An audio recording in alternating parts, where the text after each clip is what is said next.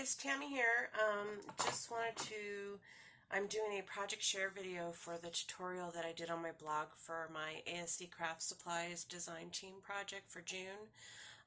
This is one of 3, so I just wanted to kind of stop by and make a really quick video because when you do a blog post, you don't always get to see the whole product. So like you get to see the steps and yeah, you get to see pictures, but I like to do a video because I want to show all of it. So anyway, this is my design team project, and it is basically a shadow box, and what I did was I used some Tim Holtz. I have some Tim Holtz boxes, and I knew I wanted to do something with them, so I was saving them for this design team project. And so I took the largest one, and I also used one of the frames. He has some frames sets, and so I took the largest frame, and I first of all, you can't see it in here, but you can see it on the blog post. You'll notice that there's a peachy color on the wood, and I dry brushed some what is it? Apple Barrel Sunkissed Peach. I took that and I dry brushed all of the wood except for the back because you're not going to see the back. So anyway, so I did that on the inside, the back, the outside, and then I cut strips of paper from the paper collection that I'm using, which is actually from my design team project kit, and it's called Mintay by Corolla, and this one's called Celebrations. So it's Mintay papers, and that's the paper collection that I used. So I will put links to all of the ASC craft products on my blog post, so you'll see them over there.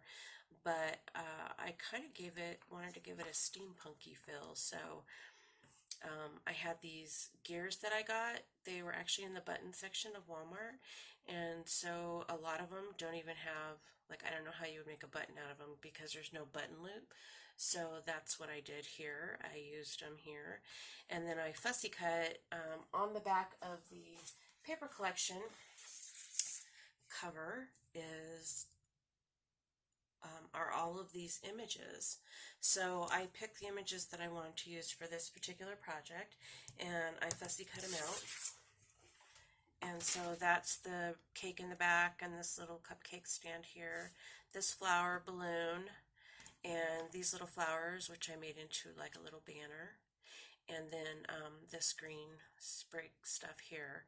And then in the back, I used one of the sheets. I cut out 3.5 by 5 piece of paper, and I distressed the edges, which you really can't see here because I covered it in lace. That was kind of like a last minute decision, but there's lace around the inside. Let me see if you can see that. Let's see. It's kind of got a shadow because of the light, but let's see if you can see that. See the lace back there? So yeah, I did that. And then I just glued a word onto the cake in the back. These are both evened out, so they kind of look like they're just sitting there. But I used, I have some, they're not toothpicks, they're square dowel rods, and they're really small. Let me see if I can, oh, here they are. They are called wooden sticks. So these are the wooden sticks, and they're square. So that is what I used on the back of each of these images. I kind of put like a T, and you'll see a picture on my blog post that kind of explains that more, because I wanted them to be sturdy. I didn't want them to flop over, because especially this one because it's so tall. Anyway, and then these were some gold leaves vine that I had gotten from Alina Crafts, and these are fussy cut images. And then I had these little gold squares. They're actually for nail art, but I use them in my projects, so I just glued a bunch of those down. And then some flowers up here from my stash, and then some binding ribbon to make that bow on on the top, and then this clock is a metal piece that I had from a bunch of steampunk metal pieces that I had left over from a project that I did. And then these are the Darice flowers that I got with my ASC design kit, and I love them. These are yellow, and then these are peach, but they have the words on them. Some of them have the words on them, and I just think they're absolutely gorgeous. So anyway, that's what I did. It took me probably the entire day, and I glued a pearl over here. So anyway, but then I realized this side, I actually did this upside down, so, but it's okay. You know, balloons when they deflate hang, so it's cool. But anyway, so that's the side, and then the top is just the pink paper, and I use Mod Podge to adhere all of the paper. I still have to clean up all my glue strings. I thought I got them all. But anyway, and I E6000 the frame onto the box, and then this is the other side, and then the bottom looks like that. But I E6000 the frame, and before I did anything to decorate the frame, I used Mod Podge and some really fine, super fine glitter, and I brushed the Mod Podge on there, and then I poured the glitter on there, and then I took one of these stippling brushes to give it a little bit more of a distressed look. I just kind of went in and started just taking off areas of glitter to just kind of give it that, I don't know, distressed vintage look, I guess is what I'm looking for. So anyway, I had a lot of fun making this.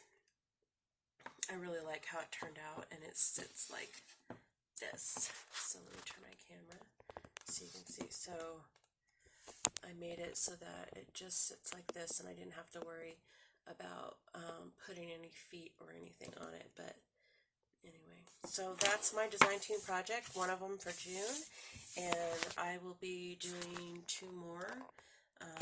I think I'm going to consider this my big one, because I have to do 1 big one and 2 little ones, and that is, I think that's it. So anyway, thanks for stopping by and checking out my project. I will have a step-by-step tutorial on my blog, which will link back to this video. So if you're interested in any of the products, I'll have those linked in the blog with all the supplies that I use. So anyway, thanks a lot for stopping by. I hope you all have a blessed evening and a blessed week. Be safe, and I will talk to you later. Thanks.